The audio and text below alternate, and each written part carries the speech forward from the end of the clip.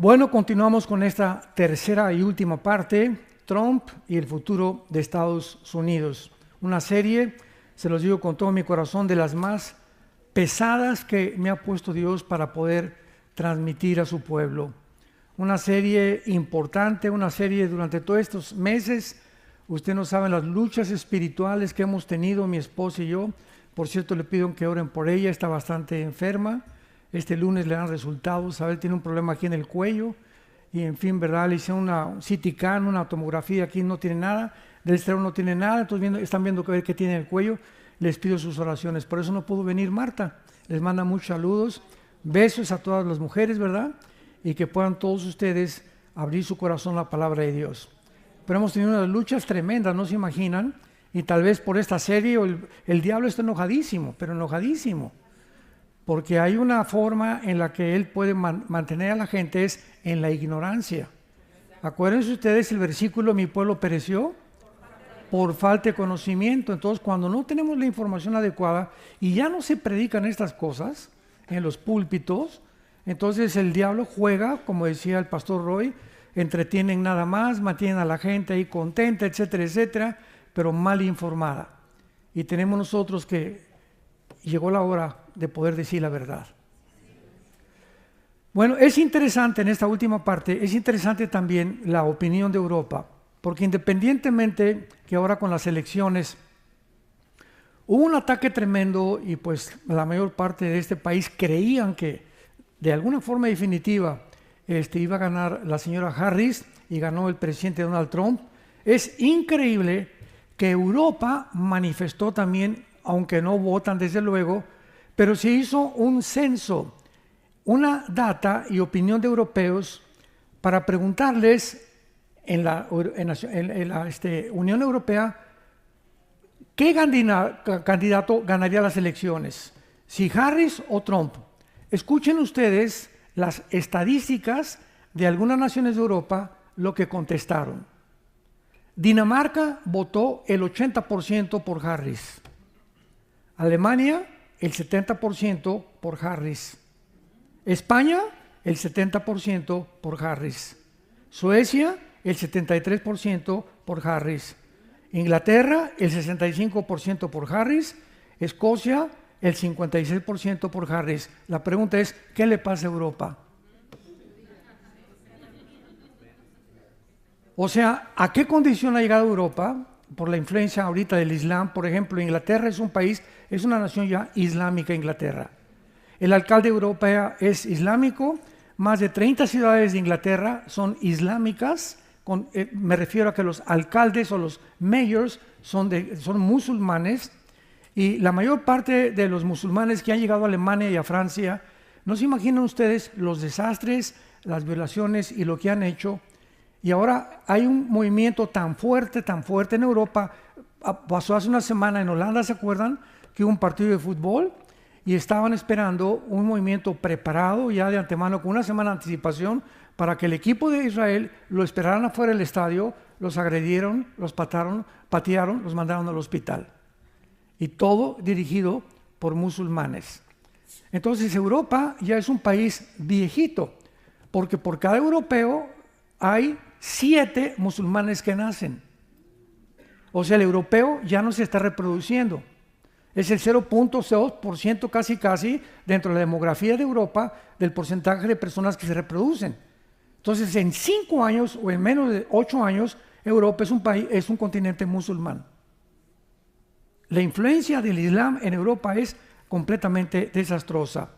Ahora es entender también, ¿verdad?, que vamos a comprender en segundo lugar, ¿cómo es posible que Dios trabaje a través de seres humanos imperfectos? ¿Cómo es posible que Dios haya podido trabajar con Abraham cuando se echó un clavado con la sirvienta Agar? ¿Cómo es posible que Dios trabaje con David y le llame un varón conforme al corazón de Dios cuando comete adulterio y mata al esposo de Betsabé? ¿Cómo es posible que Dios haya trabajado con el apóstol Pablo cuando Pablo mató cristianos, perseguía a cristianos y odiaba a los cristianos, y se convierte en el apóstol más grande después de Jesucristo, en el cristiano más grande de toda la historia? Vamos a contestar todas estas preguntas. Son importantes para entender la mente de Dios. Dice en Isaías 55, mis pensamientos no son tus pensamientos, ni mis caminos tus caminos. Por ejemplo, rápidamente Dios le dice a las mujeres en 1 Pedro capítulo 3, mujer, si tú eres cristiana y estás casado con un no cristiano, no le prediques. Aparentemente es una contradicción, ¿no es verdad? Porque la fe es por el oír y el oír por la palabra de Dios. Entonces la mujer podría decir, oye Señor, no te entiendo, me estás diciendo que si no le predico a mi esposo no se va a convertir. Cállese y no le predique. ¿Por qué? Porque Dios conoce la naturaleza del hombre y le dice a la mujer en 1 Pedro capítulo 3 versículos 2 y 3, gánalo con tu conducta. No le pongas en la mañana en el espejo cuando se vaya a rasurar, eres como Sodoma y Gomorra. O te vas a ir al infierno. El pastor dijo, y todavía nos meten a nosotros. El pastor dijo que te vas a ir al infierno con tus borracheras y todo lo que haces. No vas nunca a ganar a tu esposo de esa manera. Cuando una esposa se calla y es santa delante de Dios y ora por él, mis huevos con chorizo, sí, mejor, y también te traje chilaquiles, mi amor. Y cuando una mujer comienza a entender esto, no estoy diciendo que una mujer se deje que la golpeen. Ninguna mujer cristiana debe permitir que le pongan la mano encima. Eso no es misericordia ni tampoco mansedumbre, es mensedumbre. Tú eres digna, ¿verdad? Eres una hija de Dios y tienes que reportar eso o a la policía o a tus pastores para que de alguna manera tengas protección. Pero tienes que mantener lo que significa la sumisión hasta que tu marido no te diga, pues tenemos que ver pornografía para poder realmente tener un mejor matrimonio. Discúlpame, pero no te puedo obedecer en esto. Pues pasa sobre mi cadáver, pero no te obedezco. ¿Por qué? Porque hay una ley superior que me dice, Dios está en contra de la inmoralidad. ¿Me entienden? O yo soy musulmán y tú eres cristiana, tienes que venir a mi religión. No voy a ir a tu religión. Pero tú tienes que someterte a mí. Eso, hay una ley superior a la ley del Islam y de la ley Sharia que me dice que yo no puedo someterme a una religión que es completamente contraria y antagónica a mi fe. Pero es que si no te vas de la casa, me voy de la casa, mi amor. Y tal vez si te vas un mes o 2 meses, recapacita y te vuelve a traer. Pero es el tiempo de probar nuestra fe. Es el tiempo de demostrar realmente en quién estamos creyendo.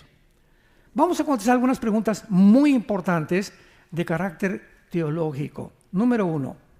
¿Se acuerdan de Daniel que leímos hoy en la mañana que Dios pone y quita reyes? ¿Por qué puso a Hitler? ¿Puso Dios a Benito Mussolini? ¿Puso Dios a Saddam Hussein? ¿Puso Dios a Mao Zedong en China? ¿Puso Dios a Maduro en Venezuela? ¿O a Petros en Colombia? Entonces la pregunta es, si no es realmente la voluntad de Dios, porque dice la Biblia que Él pone y quita reyes. Vamos a comenzar. La voluntad de Dios es, apúntalo, permisiva y directiva. Esto es muy importante. Les dije que íbamos a hablar teológicamente. En otras palabras, Dios, su voluntad es que nadie se divorcie. Y Dios dice en Malaquías, es abominable el divorcio para Dios. Pero por causa de la dureza del pecado, Dios permitió el divorcio. No es su voluntad. Pero hay matrimonios tan tóxicos que si siguen igual o si siguen juntos, se van a acabar uno al otro matando. O van a acabar con los niños. Entonces, hay situaciones extremas donde Dios permite el divorcio y por eso en el Antiguo Testamento Dios le dio a Moisés la carta de divorcio. No es su voluntad, Él lo permite. No es la voluntad que Dios, para ti muchacha que me escuchas, que eres soltera, que te cases con un hombre que no es cristiano, no es su voluntad. Está claramente en 1 Corintios 6, que comunión hay entre Dios y las tinieblas, entre incrédulos y creyentes. Pero tú te casas con aquella persona y entonces te va mal en tu matrimonio y dices, oye Señor, ¿por qué no lo impediste que yo me casara con él? Porque Él te lo permitió. Él no era su voluntad que te casaras, pero si Él interviniera para poder quitar nuestra libertad, ha violado la característica más grande que nos ha dado, que es la libertad de escoger. Seríamos robots. Imagínate que Dios impida que ese camión que se echó en reversa mate a esa niña, o que ese hombre haya abusado de esa persona. Estamos en un mundo caído, donde todo lo que está pasando no es obra de Dios, es de nosotros. Somos nosotros los que hemos llegado al punto del mundo en que estamos viviendo. Pero si no conocemos a Dios, no podemos entender. Veamos un ejemplo también en los gobiernos en 1 Samuel 8, para que comencemos por ahí. 1 Samuel 8, cuando el pueblo de Israel se rebela contra el profeta Samuel. Samuel, queremos decirte que no queremos ya que nos gobierne Dios. Oye, pero la voluntad de Dios es gobernar a través de la teocracia a ustedes. No, Samuel. Queremos que nos gobierne un hombre como todas las naciones. Versículo 4. 1 Samuel 8, versículo 4. Todos los ancianos de Israel se juntaron y vinieron a Ramá para ver a Samuel. Y le dijeron: he aquí, tú has envejecido, tus hijos ya no andan en tus caminos, por tanto, constitúyenos ahora un rey que nos juzgue como tienen todas las naciones. Pero no agradó a Samuel esta palabra que dijeron: danos un rey que nos juzgue. Y Samuel oró a Jehová. Y dijo Jehová a Samuel: oye la voz del pueblo en todo lo que te digan, porque no te han desechado a ti. A mí me han desechado para que no reine sobre ellos, conforme a las obras que han hecho desde el día que los saqué de Egipto, dejándome a mí y sirviendo a los dioses ajenos. Capítulo 10 de 1 Samuel, versículo 17. Entonces sabemos que el pueblo escoge a Samuel en contra de la voluntad de Dios. Y dice la Biblia: después Samuel convocó al pueblo, yo saqué a Israel de Egipto, pero vosotros habéis desechado hoy a vuestro Dios. Vemos el primer clásico caso en la Biblia del primer rey de Israel. Dice la Biblia que Dios pone reyes y quita reyes. Pues Dios no puso a Samuel. Dios permitió que Saúl gobernara. Y le dijo a Samuel, al profeta: dile al pueblo que escojan ellos a ese varón, y escogieron al peor, porque era muy bien parecido y lo que tú quieras y mandes, y sin embargo se convirtió Saúl en de los peores reyes que tuvo Israel. Ahora, en el libro de Amós, más adelante, el profeta Oseas, capítulo 8, versículo 4, Oseas 8:4, vean lo que dice este profeta: ellos establecieron reyes, pero no escogidos por mí. Constituyeron príncipes, mas yo no lo supe. Aquí vemos claramente que Dios no había puesto a muchos reyes que escogió el pueblo, sino que Dios les dio al pueblo cuando vio que el pueblo se rebelaba en contra de sus leyes. Vayamos al Salmo 106 y veamos otro caso que no fue la voluntad de Dios darle al pueblo cuando se cansaron del maná. Querían cambiar que les trajeran Pizza Hut. Y dice el Salmo 106, versículo 14 y 15: se entregaron a un deseo desordenado en el desierto y tentaron a Dios en la soledad. Y Él les dio lo que pidieron, mas envió mortandad sobre ellos. Aquí comenzamos a ver un camino de Dios. Cuando Dios ve que un ser humano: mira, Panchito, no es bueno que tú seas gay, que tú seas homosexual. Mira, Martita, no quiero que tú seas lesbiana. Te voy a llevar un mensaje el domingo a una iglesia el domingo, tus padres están orando por ti. Pero cuando Panchito pasa los 30, 35 años de edad, que es más difícil ya que dejen que no es adicción, ¿verdad? Es un problema de demonios en la mente en la que este muchacho o esta muchacha cayó. Y si el muchacho insiste en eso, entonces la manera de Dios es que entonces lo empuja para que toque fondo. ¿Quieres cambiar de sexo y quieres ser transgénero? No hay ningún problema, vas a acabar quitándote la vida.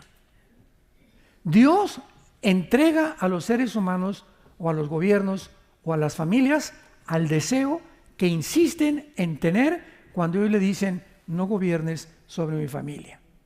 No te quiero en mi vida, no te quiero en mi matrimonio, no te quiero en mi nación. Muy bien, pero nos vemos al final. Prepárate para encontrarte al juicio con Dios. Entonces, no es la voluntad de Dios muchas veces que pase lo que sucede, pero Dios, si interviniera, repito, ya no habría libertad en el ser humano. Tercer caso, cuando el ser humano insiste en desear algo en contra de su voluntad, dicen, vamos a Romanos capítulo 1, versículo 24 en adelante, Dios, 3 veces se usa la frase, Dios los entregó. Veamos esto, Romanos 1, 24 al 28. Por lo cual también Dios los entregó. Dios los empuja a la inmundicia, en la concupiscencia de sus corazones, de modo que deshonraron entre sí sus propios cuerpos, ya que cambiaron la verdad de Dios por la mentira, honrando y dando culto a las criaturas antes que al Creador, el cual es bendito por los siglos, por segunda vez. Por eso Dios los entregó, por 2 veces ya van, a sus pasiones vergonzosas. Pues aún sus mujeres cambiaron el uso natural por el que es contra naturaleza, y los hombres también. Dejando el uso natural de la mujer, se encendieron en su lascivia, unos con otros, cometiendo hechos vergonzosos, hombres con hombres, y recibiendo en sí mismos la retribución debida a su extravía.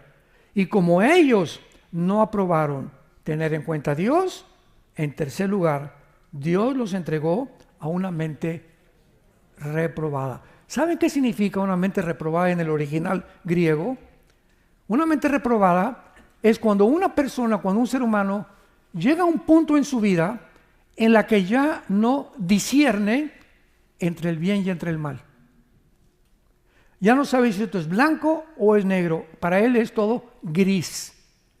Y cuando una persona ya no discierne y dice, es que yo no soy lo que nací, o yo sé esto, o yo sé aquello, va en contra de la naturaleza, esa persona ya perdió la brújula. Y a lo bueno le llama malo y a lo malo le llama bueno. Pues un día me preguntaban, ¿un día usted iría a alguna boda de gays? Jamás, Dios me libre. Tanto peca el que mata la vaca como el que estira la pata, dice en mi tierra. Entonces yo no voy a participar de las tinieblas, dice en Efesios capítulo 3, no participemos de las tinieblas. Tenemos que distinguir lo que le agrada a Dios y lo que no le agrada a Dios. No voy a agradar a la familia, ni aunque mi hijo o mi hija sean eso, no voy. Mi hijo te voy a seguir amando y mi hija te voy a seguir amando, pero no estoy de acuerdo que participes en estos hechos vergonzosos con tu hombre o con tu mujer. Y aquí en la casa no entras con ese hombre, mi hijita, no entras aquí con esa mujer. Somos tus padres y te vamos a aconsejar, pero esta casa la respetas, porque lo que estás haciendo es vivir en pecado. Tenemos que ser y formar nuestro carácter de esa manera, santos de Dios. Entonces, estamos en un mundo, lo acabamos de ver. ¿Vieron los Juegos Olímpicos de Francia? La Santa Cena con una señora gorda judía que es transgénero, con 2 hombres, se ven las fotos, sin calzones, con sus órganos genitales de fuera, con un niño de 6 años junto con él. Después sueltan un caballo blanco, que es aparentemente la entrada del anticristo, que es el caballo blanco de Apocalipsis capítulo 6. Después María Antonieta, que en el siglo XVII-XVIII, ¿verdad?, incendió toda Francia y le mandó cortar las cabezas a todo el mundo, promoviendo la rebelión y la anarquía en las naciones. Todo lo que pasó en los Juegos Olímpicos, ni los que lo decidieron, ni los que lo planearon y desarrollaron, sabían lo que estaban haciendo. Eran guiados por demonios. Fue una asquerosidad, una blasfemia contra Dios y contra su Hijo Jesucristo. Y después de que acaban los Juegos los Juegos Olímpicos y todo el endemoniado que hubo ahí, mandan muchas naciones protestas al comité de los Juegos Olímpicos. ¿Saben ustedes lo que contestaron los que planearon y diseñaron estos Juegos Olímpicos? Contestaron, es que el mundo ya no le gusta el arte. Jesús, María y José y el burrito que los acompaña. Es que el mundo ya dejó el arte. Oye, ¿qué tiene que ver eso con los deportistas, por el amor de Dios? O sea, mentes reprobadas, que ya no saben qué es bueno, qué es malo, le llaman a eso. Para ellos es arte. Y quieren hacernos que nosotros aceptemos eso como algo normal. Y cuando comenzamos a aceptar lo que el mundo está alabando y celebrando, los premios Grammy por aquí, por allá, y Hollywood, etc., como algo normal, es cuando caemos nosotros en la misma trampa, y dice uno de los salmos, en la trampa que hicieron cayeron, y en el hoyo que hicieron tropezaron. Y así está el mundo actualmente, completamente desorbitado, ya no distinguen qué es bueno y qué es malo. Ese es el mundo al que hemos llegado. ¿Por qué permitió Dios el mal en el universo? Bueno, Dios está al principio, el Padre, el Hijo y el Espíritu Santo. No hay ángeles, no hay serafines, no hay querubines, no hay nada en el universo. Está nada más Dios. Y en ese momento, Dios, en su primer pensamiento que hubo, estaba la cruz.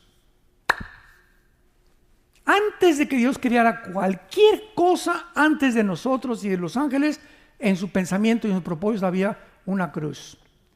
Entonces dice Dios, vamos a crear criaturas. Pero esas criaturas que vayamos a crear tienen que tener 3 probabilidades. Una, no vamos a crear nada.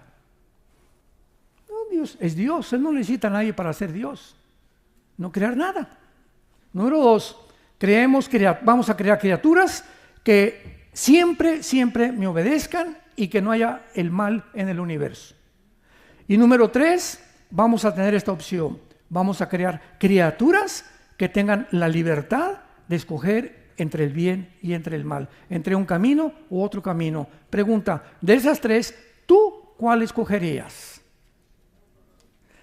Si me dices, pues yo hubiera escogido la primera, que no hubiera creado Dios nada. Filosóficamente no se puede comparar la nada con lo algo. Entonces tú no puedes creer que hubiera sido mejor no haber creado nada. Fue la pregunta que en el libro de Job, capítulo 3, él dijo, ¿por qué no me hiciste un abortivo? ¿Por qué de repente estoy con una familia y me quitas a mis hijos, me quitas mi casa, me quitas todo? Él no podía ver todavía el propósito al final de Dios, y lo que veía con sus ojos, lo que podía percibir Job era, no te entiendo, Señor. Y hasta el capítulo 42, entiende a Dios. Número 2, yo hubiera preferido que no hubiera mal y que jamás hubiera existido la violencia, ni las lluvias, ni los tsunamis, ni los robos, ni los asesinatos. Muy bien, hubiera sido una creación de puros robots. Nos hubiera dado programado Dios como un chico, una cuerda, ámame, ámame, ámame, ámame. Pero para que hubiera una opción y las criaturas lo aceptaran libremente, es imposible que no hubiera otro camino. Es exactamente para aterrizar en una nación. Voten ustedes por Juan Camaney. Y el segundo candidato, no hay. O sea, el único candidato es el que está ya de dictador. Y ponen a otro de payaso, ¿verdad? Para que dizque le haga la contrapunta, pero sabemos que va a ganar siempre aquel. Y aunque voten por el otro, va a seguir esa dictadura en ese. Entonces, ¿hay libertad? No, ¿verdad? Hay libertad hasta que tienes la opción de escoger otro camino. Ahora, ¿cómo podríamos escoger otro camino si no hubiera el mal? ¿Cómo sabríamos que de tal manera amó Dios al mundo si Cristo no hubiera muerto en la cruz? ¿Cómo podíamos considerar y percibir la grandiosidad del amor de Dios si no hubiéramos conocido lo que le hicieron a su Hijo en la cruz? ¿Me van siguiendo? Entonces comenzamos a entrar en la mente de Dios. ¿Por qué Dios permitió el holocausto judío? Yo recuerdo que fuimos con mi esposa y hemos ido como 4 veces a Israel, y en uno de esos viajes entramos al Museo del Holocausto. Tú nos acompañas una vez, ¿verdad? Creo que el último viaje fue el más bonito. A ver si el año que entra vamos a Israel otra vez, si es que se calmaron las cosas. Y en el Museo del Holocausto, estábamos mi esposa y yo viendo, es una cosa tremenda el Holocausto ahí, el museo. Vi a 2 judíos llorando, uno ya grande como 60 y otra señora como de 80 años. Estaban llorando y le decía uno a su esposa, es que ¿dónde estaba Dios con nuestros familiares en el Holocausto? ¿Por qué Dios no hizo nada? Y yo oí esa conversación, la dijo en inglés. Entonces me acerqué a la pareja y le dije, ¿me permiten darles un consejo? Y se voltearon a verme. Y me dijo, sí, sí, que le dije, quiero decirles y contestarles esa pregunta, que dónde estaba Dios en el holocausto. Y le dije, ¿dónde estaba Dios? En la cruz. Cuando él estaba crucificado, los griegos, filósofos, oye, si Dios fue el Hijo de Dios, ¿cómo es posible que Dios diga que ame a su Hijo? Mira, nomás lo hicieron como chicharrón, un guiñapo humano, está completamente deshecha su piel, su cabeza, las espinas, los clavos. ¿Cómo puede Dios permitir esto? De acuerdo al pensamiento de los griegos. Y los judíos que estaban del otro lado, los fariseos, oye, ¿cómo es posible que diga que es el Hijo de Dios? Si en la Torá, en nuestro libro sagrado dice, maldito el que es colgado en un madero. Ese no puede ser Dios. Tanto los fariseos como los griegos chocaron mental y filosóficamente porque no entendían la cruz. Que lo que ellos creían que era una locura era el plan más santo, más grandioso, la lucha donde el amor vence al mal.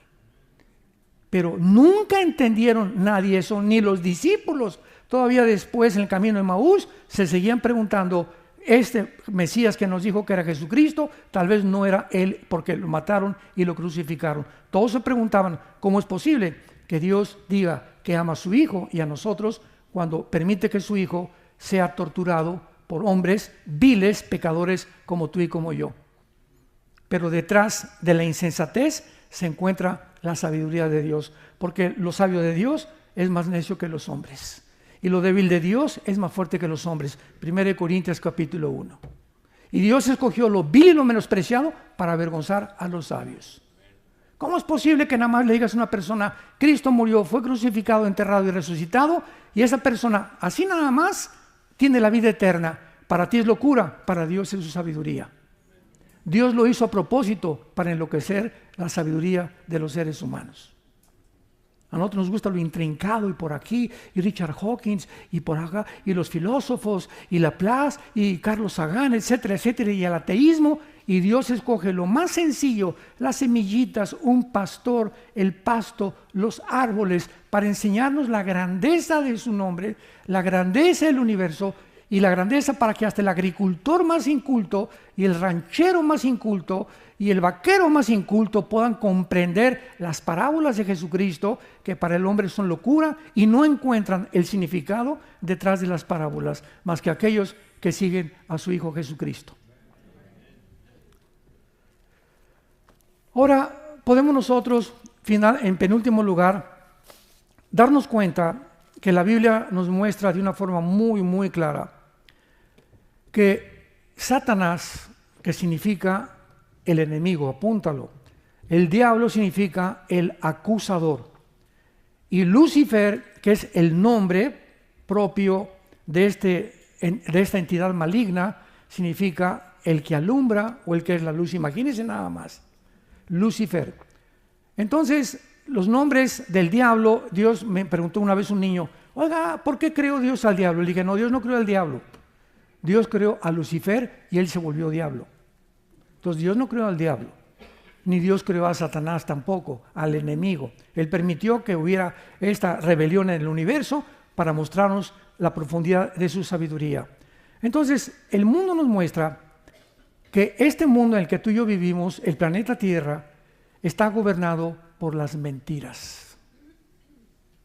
Todas las personas que tú veas, ¿verdad?, tienen vidas que tú no te imaginas que ellos están viviendo. Caras vemos, corazones no sabemos. ¿Cuánta gente, verdad? ¿Cuántos matrimonios los ves juntos de la mano y tienen 10 años que no se hablan? Viven bajo el mismo techo porque ya se acostumbraron, pero ya no hay ninguna comunión entre ellos. ¿Cuántos cristianos ves que entran a la iglesia y están como robots, verdad? Santo, santo, santo, ya no más falta hacerse así. Salir de la iglesia de lunes a viernes, se portan como el anticristo y llegan el lunes a la iglesia, el domingo a la iglesia, y en lugar de llegar el domingo a tu iglesia a la que tú vas, buscar por quién orar. A esta doña Chole que le duele el estómago, a esta doña Carmelita que le duele la panza. Oiga, la veo muy triste, doña Carmelita, no me permite orar por usted. Oiga, jovencito, te veo también muy amargado, muy triste, ¿no quieres que ore por ti? Entramos como si entráramos al cine, a la iglesia. Yo cuando voy al cine a ver una buena película, Entro con orejeras, no me importa el que está junto ni aquí, mis palomitas y mi Coca-Cola de dieta. Pero no me importa a nadie, ¿verdad? Porque voy a ver el cine. Entonces, el domingo no es el cine en la iglesia. Tú tienes que entrar el domingo a la iglesia a buscar a quién ayudas. Buscar por quién oras. Buscar caras, a quién está triste, a quién veo por allá. A quién no los ves, matrimonios que ya no se agarran de la mano, ni están abrazados. Tenemos que saber que vivimos para los demás. Y mientras más te preocupas por los demás, más felicidad encontrarás en tu vida. Pero es el secreto de la vida, vivir para los demás, vivir para servir y no estar esperando que nos sirvan. Esto es importantísimo. Entonces, veamos el ejemplo, nada más quiero que vean esto, con las preguntas que voy a hacer, de las mentiras que vive el mundo. Número 1, ¿cómo es posible que en el siglo XX hayan creído ciegamente que venimos de Chita? Señores científicos y maestros de universidad que nos visitan, ¿cómo es posible que en el siglo XX se haya asumido y casi hasta dijeron es científico que hayamos venido de la famosa teoría de la evolución, que todo haya provenido de una sola célula? ¿Cómo es posible cuando la biología, los aminoácidos de la vida, que son los ladrillos, han impedido, impiden e impedirán la evolución? Biológicamente, la evolución, ateo que me escuchas, maestro de universidad, es imposible. Físicamente, la segunda ley de la termodinámica tiene un proceso que todo se destruye, todo se oxida, todo se echa a perder, el Sol está perdiendo millones de toneladas de masa. ¿Cuál evolución? No es cierto que haya una evolución en ninguna parte del universo. Todo tiende a un proceso que le llaman la entropía de descomposición. Todos estamos envejeciendo, perdiendo celularmente nuestra vida, el universo, todo se echa a perder, todo se oxida, porque se llama la ley de la entropía y en la Biblia la ley de la corrupción. Y en tercer lugar, 1954, le dan el premio Nobel de Medicina al doctor Hawkins y al doctor Crick y Watson, se los dan norteamericanos porque descubrieron la molécula del ADN, el ácido desoxirribonucleico. Y cuando descubren el ADN, genéticamente es imposible que el esperma de un chango produzca un perro, que un rinoceronte produzca un camello, que un delfín produzca un tiburón, que un águila produzca a un halcón. La genética y las células con las cuales todo está repartido en el mundo, peces, animales y seres humanos, contradicen y echaron abajo la evolución. En 1956, 2 años después, el 60% de los científicos norteamericanos se convirtieron. Y dijeron, yo no puedo seguir enseñando una mentira. Y todavía en algunas universidades se sigue enseñando que venimos de tu comadre la Chita. Increíble, ¿cómo es posible que lo hayamos aceptado? Número 2, ¿cómo es posible que el mundo siga creyendo que el comunismo socialismo es la respuesta para la mejor sociedad? Cuando el siglo pasado, 100 millones de personas bajo regímenes como la Unión Soviética, bajo Stalin, murieron 20 millones. En la China, bajo Mao Zedong, 45 millones. En Camboya, bajo Pol Pot, 2 millones. En Corea del Norte, Vietnam, Laos, Etiopía, Afganistán, se demostró su fracaso total. ¿Por qué entonces en el siglo XXI, donde nos encontramos, se vuelve a desenterrar el comunismo y el socialismo, inclusive en este país? Gracias a Dios que ya esto está desapareciendo aquí, pero todo el continente americano, como lo vamos, y el continente europeo, creen que la filosofía, cuando se demostró en 1991, cuando cayó la Unión Soviética, la Unión de Repúblicas Socialistas Soviéticas, Mikhail Gorbachev fue con el Papa Juan Pablo II al Vaticano y le dijo, hemos fracasado, el comunismo no puede funcionar por 2 cosas. Número 1, sacamos a Dios de Rusia, de la Unión Soviética, y número 2, nos aislamos del mundo capitalista. Entonces, si ya se demostró que no es viable, que no funciona, que no puede ser ninguna nación sostenida, ¿por qué hemos regresado a establecer, inclusive en este país, un sistema que está completamente corrompido? Donde los gobiernos tienden a poder apoderarse de los medios de comunicación, apoderarse de las mentes de los seres humanos, a restringir los medios de expresión, donde hemos visto claramente los abusos que hubo. Por eso fracasó, porque hemos desenterrado otra vez, porque no tenemos otra opción. La democracia tampoco funcionó.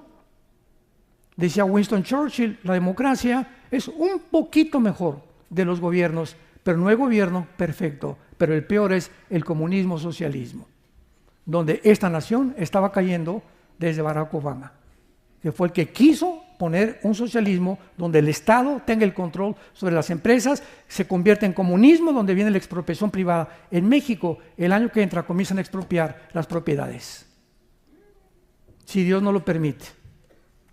En tercer lugar, ¿cómo es posible que el mundo haya creído en el nazismo? 85 millones de alemanes, escuchen, 85 millones de alemanes, maestros de escuela, universitarios, médicos, abogados, antropólogos, ciencias políticas y todas las disciplinas académicas que me puedas mencionar, un pueblo cultísimo, un pueblo intelectual, un pueblo preparado. ¿Cómo es posible que el nazismo los haya engañado? 85 millones de personas. Y que cuando se quita y se cae la cortina del telón, se ve lo que se encontraba detrás. ¿Cómo es posible que hayan podido creer que el nazismo iba a levantar a Alemania cuando fueron engañados por un hombre llamado, que más de 80 millones de alemanes fueron engañados y más de 12 millones de seres humanos fueron asesinados, 6 millones de judíos en las cámaras de gases? ¿Cómo es posible, en quinto lugar, que hayan aceptado imponer la ideología de género a nivel nacional? Que yo llegué a la escuela y que vea los cuadernos de mi hijo, donde están el pene de un hombre y otro niño masturbándose en el quinto año de primaria. ¿Cómo es posible que yo pueda ver los cuadernos, los que revisamos los cuadernos de nuestros hijos, los que tienen usted ahorita hijos pequeños, que tú veas eso y que tú no vayas a esa escuela y les digas, ustedes, ¿cómo enseñan esto a mis hijos? Mi hijo tiene 6 años de edad, está en un kinder casi. ¿Cómo es posible que crean que pueda tener un discernimiento sexual a esa edad? Y decirle que si no se siente hombre, que puede decir que es mujer, y que si siente mujer, no les diga a sus papás, porque si les dice a sus papás, entonces no lo podemos operar. Lo mandamos a que le hagan la operación quirúrgica y los papás no se pueden meter. Si yo hubiera en mi época, ¿verdad?, que tenía a mis hijos chiquitos, hubiera detectado eso, yo no lo hubiera aceptado. Yo saco a mi hijo de la escuela, prefiero que sea un bruto santo y no un diablo inteligente. Fue lo que hizo la mamá de los Wesley. Tuvo 10 hijos casi, 8 fueron misioneros. Y cuando nacieron, ella fue lo que le contestó. Ay, mi hijo se va a ir a Harvard, y se va a ir a Princeton, y se va a ir a Oxford. Voy a mandar, ¿ves?, a Alemania a mi hija a que estudie confección, y a Italia a que estudie esto y el otro. Y creíamos que mandarlos a Francia y Europea y por aquí y por allá, nuestros hijos van a ser grandes artistas o grandes esto, cuando lo estábamos mandando al matadero. Cuando me decían los padres, voy a mandar a mi hijo a España, voy a mandar eso, aquí, prefiero que esté en un hijo y darle yo educación, que lo que llaman, ahorita muchas iglesias están teniendo escuelas privadas, enseñándoles a los niños. Nosotros ya en México estamos en nuestras iglesias, y ya tenemos una iglesia, una escuela grande, gracias a Dios, en Querétaro, en Toluca, perdón, y estamos ya diciendo a los padres, saquen a sus niños de las escuelas públicas. Prefiero que mi hijo, no, es que el gobierno no nos revalida los estudios, pues que no nos revalide, porque nos los revalida Dios y no el diablo. Y 1000 veces repito que mi hijo crezca bruto y santo que inteligente y diablo. 1000 veces mejor. ¿Pero por qué lo hemos aceptado? porque no tenemos la información necesaria, ni tampoco percibimos el mundo como Dios lo percibe. En sexto lugar, ¿cómo es posible que el gobierno norteamericano, bajo el Partido Demócrata, haya autorizado las cirugías transgénero? En cada campaña de Kamala Harris había un camión abortando niños. ¿No lo vieron ustedes en las campañas? Afuera de la calle había un camión patrocinado por los demócratas y gratis todas las mujeres podían durante la campaña venir ahí y estaban abortando niños en los camiones. ¿Cómo es posible, verdad? ¿Cómo es posible que el mundo haya aplaudido la masacre y el genocidio de 1,000 judíos el 7 de octubre del 2024, el año pasado, y que hayan acusado a Israel de genocidio con celebraciones públicas, bailando y celebrando de que los Hamas hayan matado a más de 1,000 personas y siempre liberen Palestina, y no había manifestaciones diciendo liberen a los rehenes? ¿En qué mundo estamos? Esos rehenes, ¿saben ustedes que tienen a un niño de 1 año nacido de rehén? En las leyes de la milicia jamás se permite, en las leyes de la guerra, que ninguna persona tome rehenes de civiles.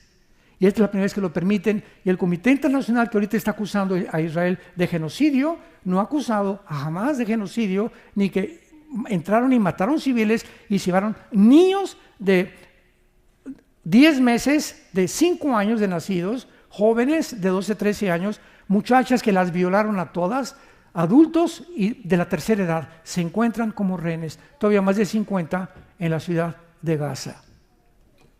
¿Por qué no los acusan a ellos de genocidio? ¿Por qué se fueron contra los que fueron víctimas, que fue en la nación de Israel? Por el odio que el diablo le tiene a Israel.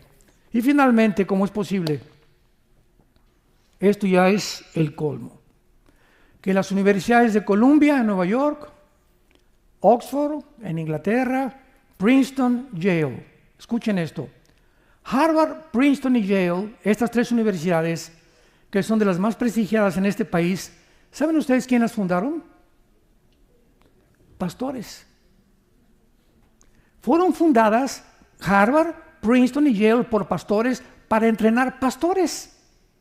Y son los baluartes más grandes actualmente de la inmoralidad, del anticristianismo, antifamilia, antimatrimonio, ante todo. Pues los estudiantes de Harvard, de Columbia, de Yale, se levantaron a protestar en las calles para decir, liberen a los palestinos. Nunca una protesta, por favor, liberen a los rehenes pro-palestinos, y todos eran musulmanes, la mayor parte de ellos. Nuestra hija Salem, que se acaba de casar, hizo una maestría en Harvard, y fuimos este año, a principios de este año, le iban a dar su diploma, lo hizo todo online. Yo le dije, no vas ni de chiste físicamente allá a Boston. Y la hizo todo por online, y ya pasó sus exámenes, ya se le dieron su major en ciencias políticas. Tuvimos que ir a Boston a la graduación, y estaba todo Boston rodeado con puros estudiantes. Abajo Israel, mueran los rehenes, denles gas. Arriba Palestina. Los estudiantes de Harvard. Le dije, ya ves, le dije a nuestra hija Salem, le dije, ya viste, ¿por qué no quisimos, y tu mamá y yo oramos para que no pudieras tú ir personalmente a ese centro de enseñanza? Porque está completamente degenerado. Y así hemos llegado a un siglo, hermanos, donde necesitamos abrir los ojos y ya. Ya no es posible que tú como cristiano sigas ciego, ni sepas lo que está pasando en el mundo, y creas todo lo que ves en la televisión y todo lo que oyes en las redes sociales. Ya, abre los ojos, ven a la palabra profética más segura. Acércate más a Dios. Dile, Señor, no entiendo esto, no entiendo aquello, yo no puedo cambiar a mi hijo, yo no puedo cambiar a mi esposa, a mi esposo, no puedo cambiar San Antonio. Padre Santo, no soy Dios, lo reconozco, tú eres el Altísimo, pero yo quiero vivir cerca de ti. Quiero vivir en tu palabra, Señor. Quiero que me des paz y que cambies a mi hijo, que cambies a mi esposa. Te pido por mi ciudad, pero yo necesito comenzar conmigo. Tenemos que comenzar con nosotros mismos. Ay, hermano, quiero que hable con mi esposa. Y le pregunto, doña Chole, ¿y usted cómo está con el Señor? Usted quiere que ore por su esposo, ¿y usted cómo está? ¿Usted está bien con el Señor? ¿Está caminando con el Señor? ¿Está usted teniendo sus devocionales diarios? ¿Ama al Señor con todo su corazón? ¿Les da un buen ejemplo a sus hijos? Entonces no se vaya preocupando, por mi hijo le pasó esto, y mi hija anda por acá. ¿Y usted? ¿Usted qué? Mientras nosotros no cambiemos y nosotros no seamos transformados por el poder de Dios, no esperemos cambiar a nadie. Una jarra vacía no puede llenar vasos. Tenemos que llenarnos primero nosotros para poder llenar las vidas de la gente alrededor, principalmente de la familia. Si yo estoy vacío, ¿cómo quiero que Dios cambie a mis hijos cuando Dios quiere comenzar con mi propia vida? Para que podamos entender que no podemos ser lámpara de la calle, tristeza de la oscuridad, mientras nosotros vivamos en tinieblas y no obedezcamos a la fe y a la verdad de su palabra. Bendito sea el Dios y Padre de Jesucristo nuestro Señor. Oremos, que nos ha hecho renacer para una esperanza viva. Padre, te damos las gracias por tan grande salvación que has hecho en nuestras vidas. Y de Jesucristo, el pastor de las ovejas, por la sangre del pacto sempiterno, que nos ruega ahora hacer las cosas que son agradables delante de Él. Dios te pide en este tiempo que nos encontramos, donde nos está dando un recreo corto tal vez, un respiro, cuando la descomposición de este país estaba a punto ya de oler a podrido, donde ya era una basura el gobierno y la sociedad, Dios en su misericordia, como en el tiempo de los jueces, manda a alguien a levantar los altares derribados por reyes malignos. Toda la historia del Antiguo Testamento son reyes, gobernantes que se levantaron contra Dios. Dios levantaba otro rey que levantara los altares y regresara al pueblo a la adoración del único y verdadero Dios y Padre de Jesucristo nuestro Señor.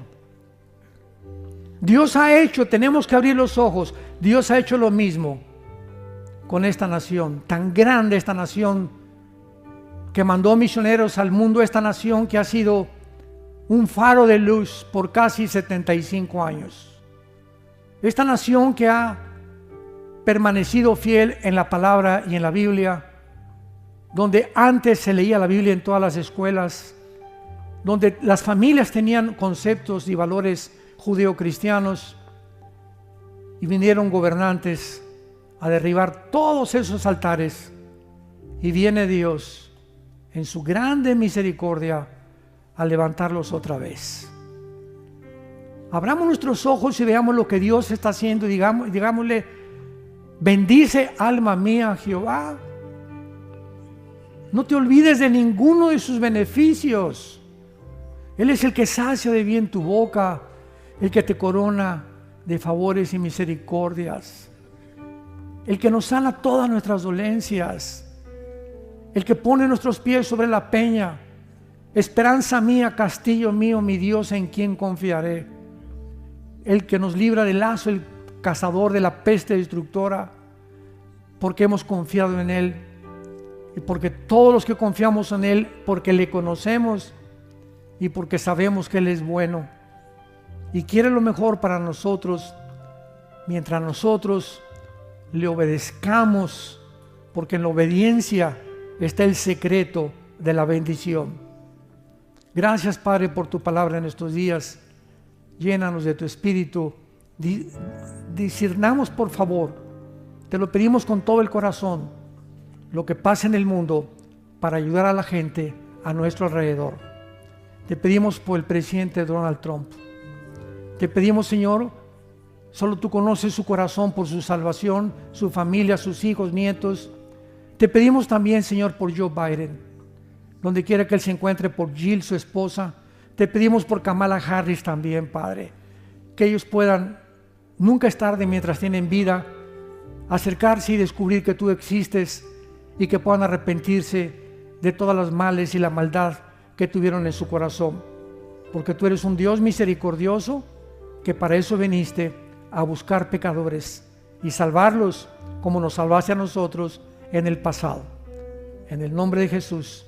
Amén.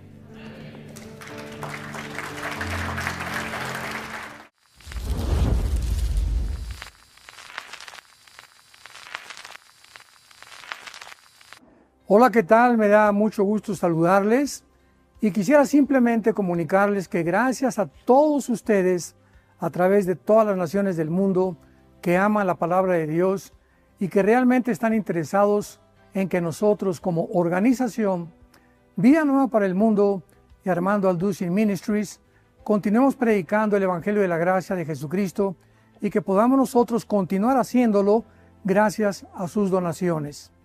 Este año cumplimos 46 años de ministerio, 46 años donde hemos predicado, hemos enseñado, hemos tenido seminarios y de diferentes formas de estudios bíblicos alrededor del mundo y hemos pensado y considerado de una forma fiel el Evangelio de la sana doctrina de Jesucristo. Nosotros, con todas estas donaciones, tenemos que sostener pastores, misioneros, obras, equipos de televisión y aún continuamos buscando la manera de poder elevar este ministerio. Hasta este momento quiero que ustedes estén enterados que no tenemos una sola propiedad como organización y así hemos trabajado durante 46 años porque le damos la importancia a la evangelización, a las misiones y también a los hombres de Dios para levantar más pastores. Le damos las gracias y que pueda Dios con su gracia tocar sus corazones y que puedan ustedes invertir en un terreno donde es fructífero, porque creemos que ha producido bastante buen fruto para la gloria de Dios. Gracias, muchas gracias por sus aportaciones y por las donaciones que sabemos ustedes continuarán haciendo para que podamos continuar siendo fieles en la predicación del Evangelio de la gracia de Dios. Que Dios les bendiga.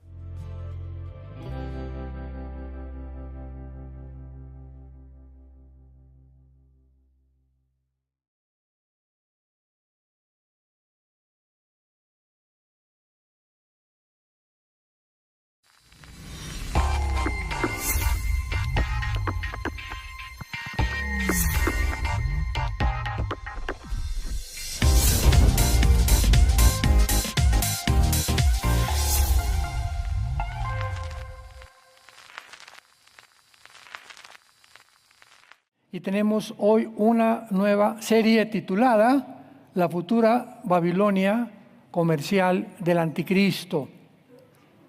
Antes de entrar a estudiar esto que está bastante profundo y vamos a tener una revelación maravillosa de la Biblia, quiero recordarles que de acuerdo a la Enciclopedia de Profecías Bíblicas,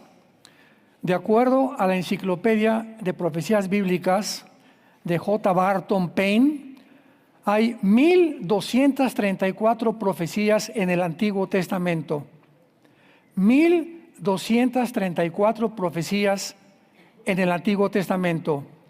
578 en el Nuevo Testamento. O sea, en toda la Biblia hay 1807 profecías. Estas profecías están contenidas en 8350 versículos. Y en la Biblia hay 31.124 versículos. ¿Qué les quiero decir? Que el 30% de este libro es profético. El 30% de la Biblia es de carácter profético.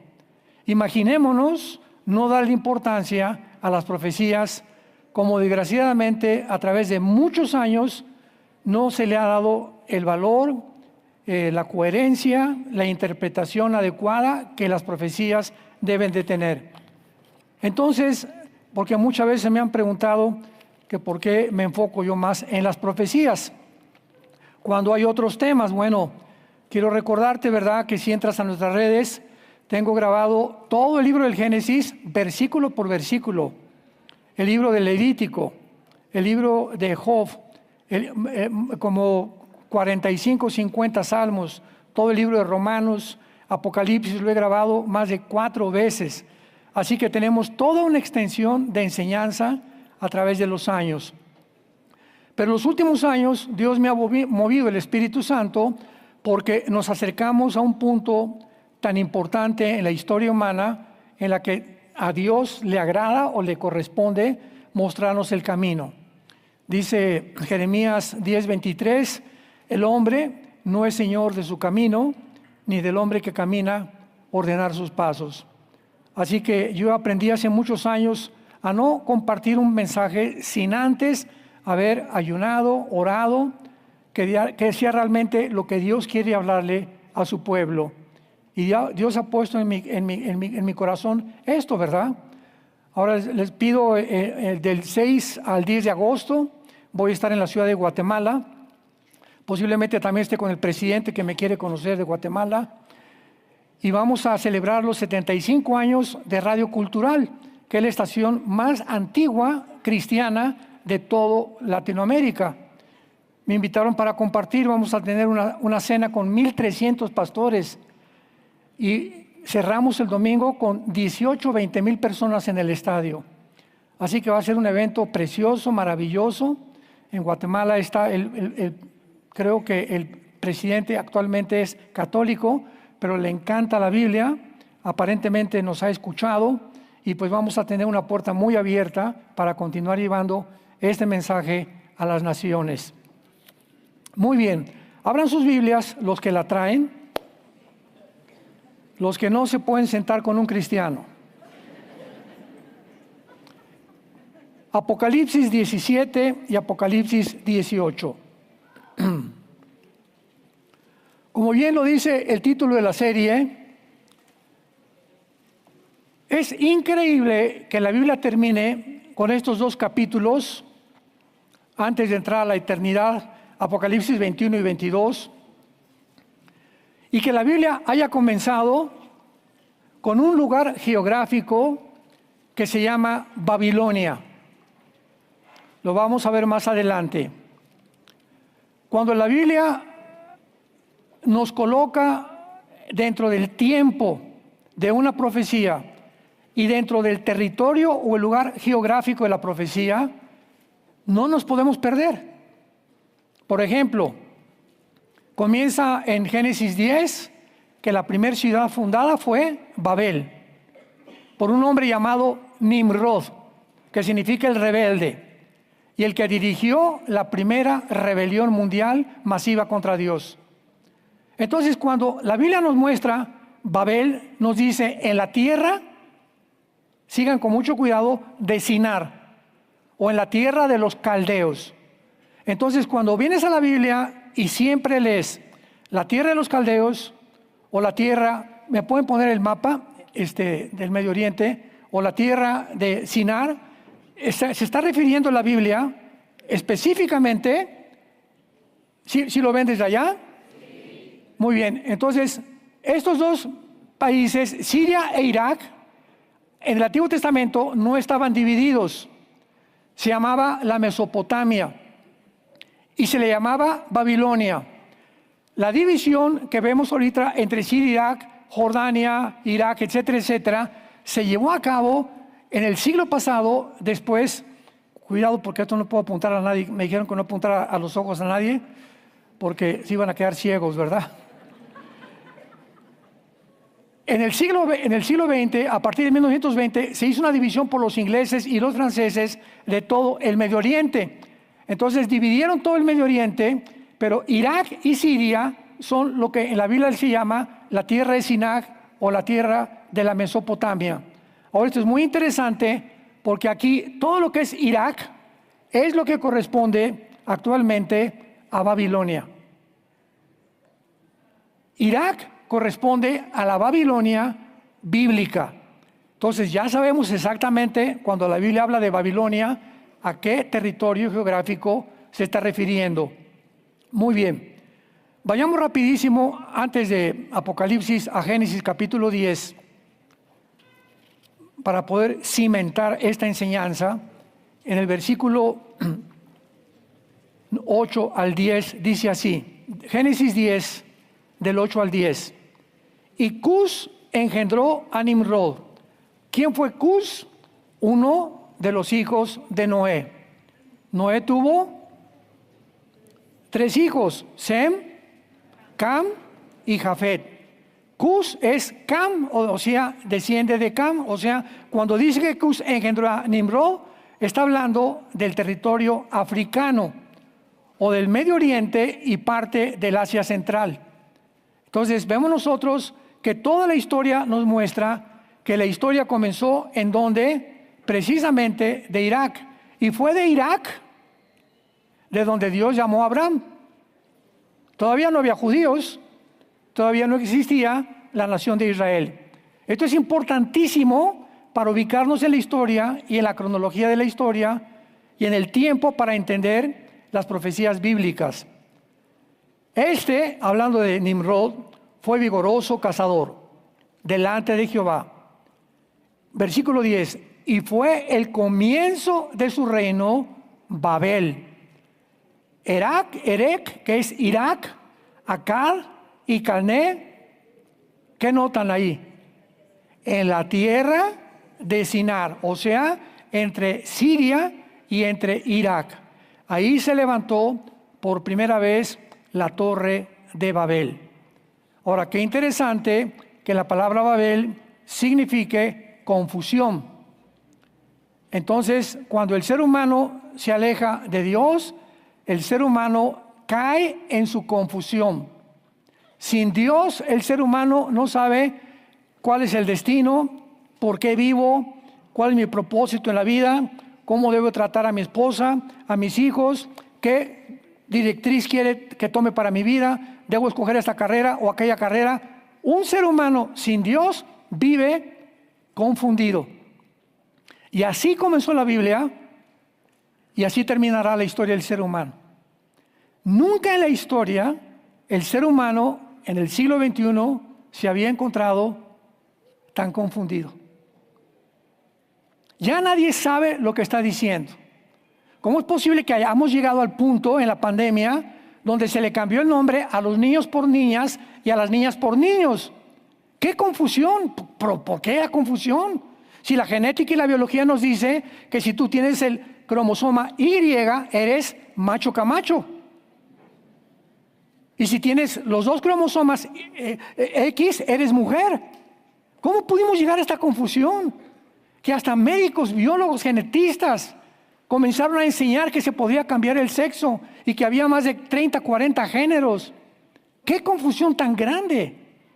¡Qué confusión de la pandemia que nos cerraron la boca para que no respiráramos con las famosas pañales que nos ponían aquí!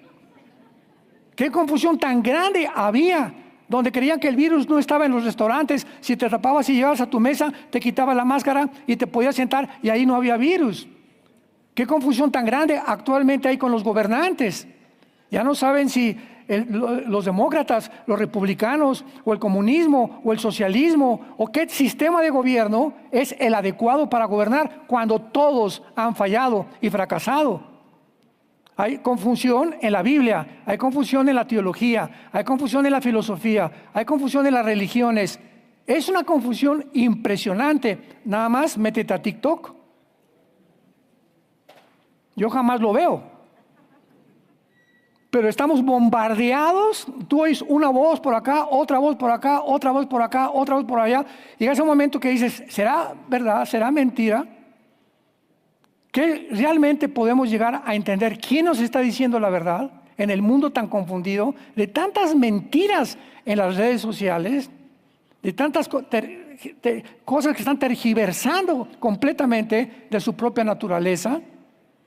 Entonces, va a terminar la Biblia, regresamos al Apocalipsis, en 2 ciudades, llamadas Babilonia, pero con una grande diferencia, porque vamos a ver que la confusión va a ser religiosa y la confusión va a ser comercial o económica, como es la ciudad comercial que gobernará el anticristo en Apocalipsis capítulo 18. La Biblia profetiza 2 ciudades llamadas Babilonia, que tendrán una relevancia importantísima en los últimos días y en las cuales la atención mundial va a ser atraída hacia esa zona geográfica. Sin embargo, estas dos Babilonias, la del capítulo 17 y del capítulo 18, no son iguales, porque he leído muchos comentarios que confunden y que es la misma Babilonia. Lo vamos a demostrar que no es así. Una es la religiosa, capítulo 17, y la otra es la Babilonia comercial. O sea, el mundo se dirige al comercio. Dicen que en México el 70% de todos los profesionistas, o el mexicano que tiene un título de abogado, de doctor, de dentista, de oculista, etcétera, etcétera, se dedican al comercio y no a su profesión. Se dedican al comercio y no a su profesión. O sea, van a la escuela, a la universidad, se gradúan y se dan cuenta, ¿verdad?, que es dentro del comercio donde ellos pueden avanzar más rápidamente que en su propia profesión por las pocas oportunidades que se presentan actualmente en el mundo. Y en los Estados Unidos está sucediendo el mismo fenómeno. En Estados Unidos hace 5 años, para no irnos tan lejos, si tú tenías un posgrado, un PhD, tenías una maestría, etcétera, etcétera, y llegabas a una compañía, te revisaban tus papeles, no tiene un posgrado o tiene una certificación de una famosa universidad, le daban el puesto a esa persona. Ahora se acabó. Se acabó completamente. Un ejemplo tan grande es nuestra hija Natalia, ¿verdad? Nuestra hija Natalia se graduó de una universidad allá en Estados Unidos, bastante buena la universidad, le dieron una muy buena beca también. Cuando acabó, antes de que se casara, buscó trabajo en todos lados. El único trabajo que encontró fue en un kinder con los niños cuidándolos. Y le dijeron, te vamos a dar de sueldo $2,000, que son ahorita como 25 o 30 mil pesos. Y en 3 años, según tu comportamiento, te aumentamos $500 más. O sea que ella en 5 años por lo menos no iba a ganar con el título que tenía más de $4,000 mensuales. Qué increíble, ¿verdad? Claro que se regresó a México, se casó aquí y está muy bien. Pero es la situación que se está viviendo. Es una situación de confusión, que las cosas en el mundo han cambiado drásticamente. Ahora bien, la palabra Babilonia se usa 283 veces en la Biblia. Es la segunda palabra usada más que Israel. Y generalmente, siempre que se usa Babilonia, se usa anexada o en conexión con Israel. O sea que Babilonia e Israel están así completamente en la Biblia. Por lo que cualquier cosa que suceda en Babilonia le sucede a Israel o viceversa. Y solo una vez la palabra Babilonia es usada como un símbolo, nada más una vez en Apocalipsis 17. Dice el versículo 1 de Apocalipsis 17. Corroboremos esta verdad. Vi entonces uno de los 7 ángeles que tenían las 7 copas y habló conmigo diciéndome, ven acá y te mostraré la sentencia contra la gran ramera que está sentada sobre muchas aguas. El título que se le da a la Babilonia del capítulo 17 es el título de una prostituta espiritual o de un sistema religioso que se ha vendido y que en los últimos días tendrá su base en la ciudad de Roma. Versículo 18. Y la mujer que has visto es la gran ciudad que reina sobre los reyes de la tierra. Cuando Juan, el apóstol, escribe el Apocalipsis, la ciudad que reinaba en el mundo, ¿cuál era? ¿Tlalnepantla? Roma. Entonces, no hay vuelta de hoja, o sea, no podemos estar, pues yo creo que va a ser esto. Va a ser Roma el asiento de un sistema religioso que se vendió, que se prostituyó, que apostató, y Dios le llama ramera. ¿Por qué le llama ramera? Porque en el mundo natural, una mujer que ofrece su cuerpo por dinero, ¿qué cosa está haciendo? Se está vendiendo. En el área espiritual, cuando una persona ofrece sus servicios y se mezcla con la política para poder tener ganancias, se está vendiendo y prostituyendo el llamado que Dios le hizo. Entonces, por ejemplo, Roma durante casi siglos, ¿verdad? Más de 10 siglos, nadie podía en Europa, ningún príncipe de Holanda, ni el rey de España, ni de Inglaterra, nadie podía hacer negocios, podía casarse con nadie sin el permiso de Roma. Durante casi 18 siglos, dominaba completamente el mundo político, económico y el espiritual. Mandó matar en la Inquisición a todos aquellos que no aceptaran que bajo Roma hay salvación. Imaginemos nada más. Hasta que vino la gran reforma protestante, ¿verdad? Que se levantó Martín Lutero, Juan Calvino, Zwinglio y todos los grandes reformadores, donde protestaron y dijeron, espérame tantito.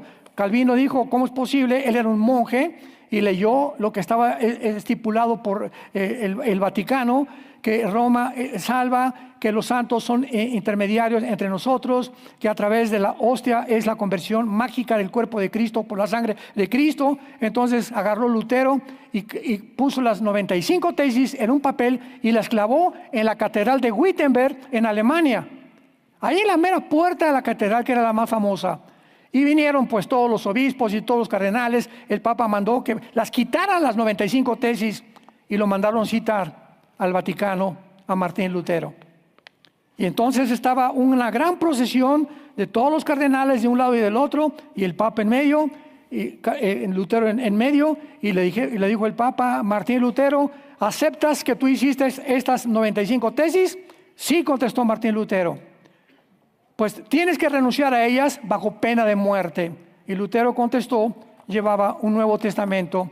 Quiero decirles con este libro, y retó a todos los cardenales y al Papa, que si ustedes me contradicen y encuentran que es mentira lo que he dicho y que no está en la Biblia, acepto ser muerto. Hubo un silencio sepulcral, nadie dijo ni pío, porque dijo, estoy apegado a la palabra de Dios. Y es la palabra de Dios, la constitución y el camino, la verdad, el cimiento, el fundamento de todo el cristianismo. Pues lo condenaron a muerte, huyó, ¿verdad? Lo protegieron los reyes de Holanda, etcétera, etcétera. Se casó con una monja, la fue a sacar del monasterio también. Y entonces vemos nosotros de qué forma, a través de todos los siglos, esto ha sido una distorsión totalmente de la palabra de Dios. Ahora que venía yo aquí a México, salí el viernes de Dallas, y en el aeropuerto de Dallas estaba yo desayunando y estaba un señor enfrente de mí y se acercó y me dice, oiga usted, ¿es Armando Alducin? Sí, que está mucho gusto que nos ve en la televisión. Ah, pues qué bueno. ¿Y quién eres tú? Le pregunté y me dice, soy un misionero. Ah, qué gusto, le dije, qué bendición. Me dice, soy católico. Ah, qué gusto, le dije, qué bueno que amas al Señor. Y lo invité a que se sentara en mi mesa, estaba yo solo, a que desayunara conmigo. Dije, yo no puedo perderme esta oportunidad. Porque tenemos tenemos que tener compasión. Tenemos que ser cuidado con la soberbia. Está muy bien, tenemos la verdad, pero que esa verdad no nos enorgullezca, ni nos ensoberbezca sobre aquellos que no han tenido la oportunidad de oír lo que nosotros hemos oído. Entonces hay millones de católicos que no conocen la verdad como nosotros, sin embargo han tenido una experiencia con Jesucristo, el Hijo de Dios. Y están leyendo la Biblia y están nacidos de nuevo. Y en el día del arrebatamiento va a haber cantidad de evangélicos que se van a quedar y cantidad de católicos que se van a ir también. ¿Por qué? Porque no es todo el que me dice Señor, Señor, entrará al reino de Dios. O sea, si yo soy católico, acuérdense que les conté mi testimonio, yo quería ser cura, quería ser padre, ¿verdad? Y me decepcioné mucho, me hice ateo, lo que haya pasado, etcétera, etcétera. Pero si hubiera seguido ese camino y hubiera estado yo completamente sincerado de que esa era la verdad y nunca tuve la oportunidad de conocer el verdadero evangelio, Dios va a tener compasión de mucha gente. Entonces, cuando encontramos a una persona que no cree, que no conoce la Biblia como la conocemos tú y yo, o espero que tú la estés conociendo, tenemos que no perdernos la oportunidad. Pero antes de nunca agredirlos, ni tampoco sentirnos superiores. Entonces lo invité, nos sentamos ahí a desayunar y le dije, oye, cuéntame, ¿y qué vas a hacer? Venía a San Luis Potosí de misionero. Le dije, ¿qué vas a hacer en San Luis? Pues voy a llevar el Evangelio, me dijo. Le dije, ¿qué es el Evangelio? Le pregunté. Y se me quedó mirando y dice, pues les voy a hablar que Dios es bueno y que Cristo murió en la cruz. Le dije, qué bien, pero ¿ese es el Evangelio? Y me dijo, bueno, tenemos que decirle a la gente que el diablo existe también. Le dije, bueno, también eso es la Biblia. Yo no lo quise agredir porque él sabía que yo era cristiano. Él dice que me ve mis programas, así que ya sabe bastante, ¿verdad? Así que estaba muy nervioso también él de que yo lo fuera a atacar. Y le dije, bueno, mira, quiero decirte una cosa. Me acuerdo que me dijo que se llamaba Gerardo, y estoy orando por Gerardo todavía, que Dios le abra su corazón y que él pueda conocer la verdad. Le dije, Gerardo, el Evangelio es que Jesucristo fue crucificado, fue muerto, fue enterrado y resucitado a los 3 días y está sentado a la diestra del Padre, Él intercediendo por nosotros. Ningún hombre, ni vírgenes, ni monjas, ni sacerdotes, ni obispos, ni cardenales, más que Él. Y se hizo así. ¿De veras? Me dijo.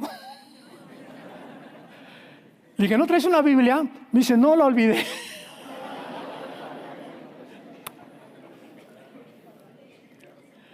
No le podía regalar la mía porque la mía la tengo desde hace muchos años, ¿verdad? Y la tengo con muchos apuntes, etcétera, etcétera. Así que le dije, mira, llegando a San Luis, lo primero que tienes que hacer es comprarte una Biblia, le dije, para que comiences a testificar y comiences a leerla. Y pues ahí después del desayuno oré por él, gracias a Dios.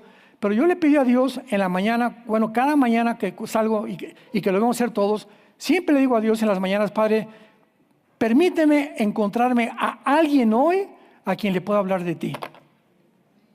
Al mesero, a la tortillera, al elevadorista, al bellboy, al chofer del taxi, el que va conmigo junto al avión, el camión, a cualquier persona que tú te encuentres, pídele a Dios y créemelo, como me lo puso Dios en bandeja de plata a Gerardo, así te va a poner Dios a las gentes cuando Dios ve que tenemos pasión por las almas. Tenemos que tener pasión por las almas.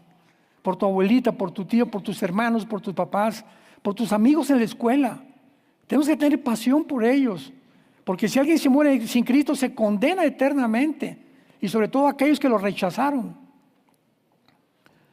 Entonces, en Babilonia, la ramera, en el capítulo 17, es un sistema que se prostituyó, y recordemos esto.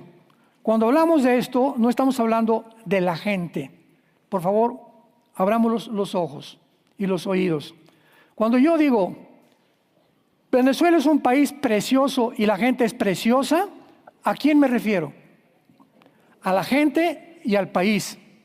Cuando hablo México es precioso y los paisajes de México y los océanos que tiene y los puertos que tiene México y la comida que tenemos es maravillosa. Cuba, preciosa, qué linda Cuba, etcétera, etcétera. ¿Cuál es el problema? Los gobiernos. Entonces no estamos hablando de la gente. Cuando hablamos el Vaticano, estamos hablando de un sistema corrompido hasta el tuétano, donde hay millones de católicos que son sinceros y son muy buenas personas. No estoy hablando que todos se van a ir al cielo, pero no han tenido la oportunidad, repito. Entonces no estamos condenando al pueblo, estamos hablando del sistema, ¿sí me entienden? Es los gobiernos, y es un gobierno político. Y todos los gobiernos, no importa el que tú me menciones, todos los gobiernos se corrompen. Tarde o temprano, todos los gobiernos, llámate nacionalsocialismo nazi o socialismo o comunismo como el de demócrata, como el de China, o republicano, el que tú me quieras mencionar, tarde o temprano, cuando un hombre se sienta en el trono, el hombre lo descompone el dinero, la mujer y el poder. La lama y la fama. Como decía el ex campeón olímpico de clavados Joaquín Capillo, la lana, la dama y la fama descomponen al ser humano. Entonces, este sistema religioso es un símbolo, pero Apocalipsis 18 Esta es una ciudad literal, terrenal, visible, que se va a levantar en el mundo, en el área de Irak y de Siria, en la tierra de Sinar, o en la antigua Mesopotamia, o en la tierra de los caldeos. Y, qué interesante, hace un mes, después de que el presidente Trump visitó a Sulaimán, el jeque de Arabia Saudita, que es la nación árabe más poderosa de toda la península arábica, y le ofreció el jeque de Arabia al gobierno de Estados Unidos $6 billones en comercio y en trueques, etcétera, etcétera. Trump, a los 4 o 5 días, el presidente de Estados Unidos dijo lo siguiente, que hasta se pusieron la piel chinita. Dijo esta frase el presidente Trump: vamos a convertir el Medio Oriente en un paraíso. Y me vino a la mente Génesis 10, Zacarías capítulo 5, Jeremías 50 y 51, Apocalipsis capítulo 18. Así, pero me vino a la mente cómo se está acelerando las profecías del mundo. O sea, si ya no hay guerra y si a Irán disminuyó su amenaza nuclear, si ahorita en Siria Jolani se aplaca dándose cuenta que Israel no están jugando y que van a tener que responder cada vez que hay un problema, tiene que haber un respeto absoluto y convencerse todos, que fue lo que le dijo el jeque a Trump y Trump al jeque de Arabia. ¿Por qué no estamos peleando?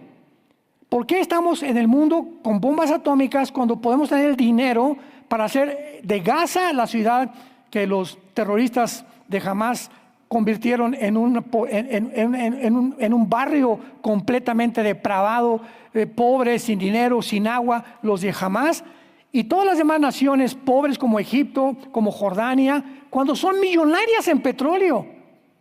¿Qué les pasa entonces? ¿Cómo es posible que todo el petróleo del mundo se encuentre el 65% en el Medio Oriente, en toda esta zona? Y el mundo esté a punto de estallar en guerra en el Medio Oriente. Entonces, de alguna manera, Trump los pudo convencer y hasta ahorita pues los planes están para que si Arabia Saudita se une a los acuerdos de Abraham, que ya está Emiratos Árabes, ya está Egipto desde el siglo pasado, ya está Jordania, ya está Marruecos, etcétera, etcétera. Si Arabia Saudita se une a los acuerdos de Abraham, el Medio Oriente comienza una explosión impresionante de comercio y de dinero a nivel mundial, que va a beneficiar al mundo entero, y del cual el anticristo se va a aprovechar, porque el anticristo surge de esa serie de naciones, Irak y Siria, que fue la antigua Babilonia, y el anticristo va a ser musulmán. Eso ya lo vimos en la otra serie con muchos detalles. Muy bien. Ahora veamos nosotros también que en primer lugar estos argumentos, ¿verdad?, son muy, muy fuertes, y veamos punto por punto. Número 1, Babilonia será destruida, para que veamos que es literal, porque hay un sistema de interpretación bíblico que dicen que ya se cumplieron las profecías, que ya nada es literal, que todo pertenece al pasado. Vamos a demostrar lo contrario, porque la Escritura se interpreta con la Escritura. Número 1, Babilonia será destruida como Sodoma y Gomorra y será llena de espíritus demoníacos. Isaías capítulo 13. Isaías capítulo 13. Fue escrito hace 2700 años, el libro de Isaías. 2700 años. Veamos si ya se cumplió. Versículo 1. Profecía sobre Babilonia. En tu Biblia ponle Irak. Cada vez que pongas Babilonia, ponle Irak, para que sepas a qué territorio se refiere. Revelara a Isaías, hijo de Amós. Versículo 9. He aquí el día de Jehová. El día de Jehová es un término que también ya lo hemos visto muchas veces, que se refiere ¿a qué tiempo? Al tiempo en el que Dios juzgará al mundo, conocido como los 7 años de la tribulación o la semana 70 de Daniel. Y va a continuar durante todo el milenio. El día de Jehová se compara, por eso se llama día. Vean ustedes, ¿qué es un día? Bueno, tenemos 12 horas de luz y 12 horas de tinieblas, desde el principio del Génesis capítulo 1. Entonces, un día está dividido. Cuando habla la Biblia, el día de Jehová va a ser la mitad de noche, la tribulación, y la otra mitad de día, el milenio. Por eso abarca desde el rapto hasta el final del milenio, el día de Jehová. Mezcla la bendición con el juicio de Dios. Por eso se le llama el día de Jehová, que no es un día de 24 horas, es un día que se prolonga por muchos años. Ahora, muy bien, veamos que dice aquí, el día de Jehová viene terrible, de indignación, ardor de ira, para convertir la tierra en soledad y raer de ella a los pecadores. Por lo cual las estrellas de los cielos y sus luceros no darán su luz. Esto no ha sucedido. El sol se oscurecerá al nacer y la luna no dará su resplandor.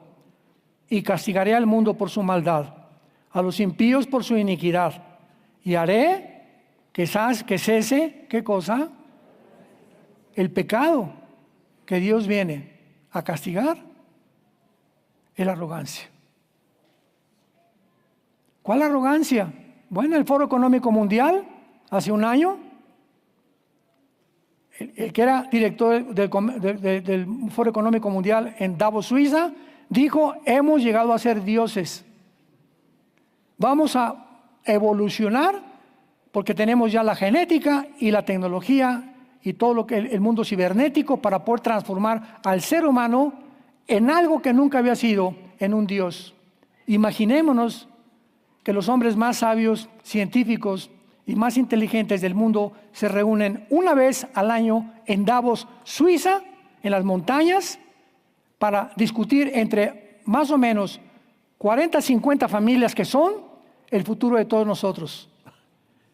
Ellos son los que planearon la pandemia. Ellos son los que planean todo lo que va a venir en el mundo. La soberbia. Creyeron lo que Satanás le dijo a Eva en Génesis 3:5. Serán como dioses, conociendo el bien y el mal. Y cuando el ser humano le dice a Dios, no te necesito, te conviertes en un Dios. Si tú eres ateo, déjame decirte algo, el ateísmo ya es insostenible filosóficamente. Oiga, ¿pero por qué? A ver, pruébame que existe Dios, pruébame que no existe. ¿Por qué es insostenible el ateísmo? Porque al momento que dices, no quiero a Dios y no hay nadie que pueda estar arriba de mí, ¿quién es Dios? Pues tú. Ahora yo voy a poner mis reglas, voy a poner mis los principios de ética y de moral. ¿Por qué? Porque no necesito que nadie venga de ningún lado a decirme cómo me porto, quién soy, de dónde vengo y a dónde me dirijo. Te conviertes en un Dios. Entonces no puedes tú decir soy ateo, porque al decir soy ateo te estás negando a ti mismo. Ateo sin teos Dios, ateo sin Dios. Entonces tú no eres sin Dios, tú eres Dios para ti mismo. ¿Ven por qué es insostenible filosóficamente? Y dice el versículo 13 de Isaías 13, porque haré estremecer los cielos, la tierra se moverá de su lugar en la indignación de Jehová de los ejércitos y en el día del ardor de su ira. Versículo 19, y Babilonia, hermosura de reinos, aquí ya Babilonia la vemos coronada, una ciudad hermosa, con grandeza de los caldeos, será como Sodoma y Gomorra. Nunca más será habitada, ni se morará en ella generación en generación, ni levantarán tienda los árabes, ni pastores harán allí majada. Número 2, Babilonia va a ser un centro comercial mundial. Vayamos a Zacarías capítulo 5, y esta profecía es la más fuerte, la que mejor detalles tiene para confirmar que esta ciudad se va a convertir en el centro mundial de la adoración y donde el anticristo la va a usar para poder llevar al mundo completamente a su propia destrucción. Zacarías capítulo 5. En este pasaje de Zacarías capítulo 5 encontramos lo siguiente. Se los voy a rápidamente a leer y lo vamos inmediatamente a traducir en lo que significa en el original hebreo, para que podamos entenderlo. Zacarías ve un rollo que volaba. Versículo 1. Y me dijo, ¿qué ves? Respondí, veo un rollo que vuela de 20 codos de largo y 10 codos de ancho. Cuando hablamos de estas medidas, estamos encontrando claramente que el codo era la medida de aquí, acá, en el Antiguo Testamento. O sea, estamos hablando como de 23 centímetros, más o menos, es lo que un codo. No había el metro, no había la yarda que tenemos actualmente. Por eso en codos se medía todo lo que es el sistema métrico. Y entonces me dijo, esta es la maldición que sale sobre toda la tierra, para que todo aquel que hurta, como está de un lado del rollo, será destruido. Y todo aquel que jura falsamente, como está del otro lado del rollo, será destruido. Aquí Zacarías está viendo los mandamientos de Dios, que vuelan por todo el mundo, y Dios no hace acepción de personas.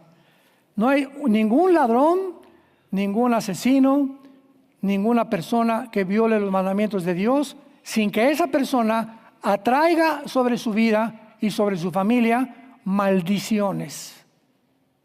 Maldiciones.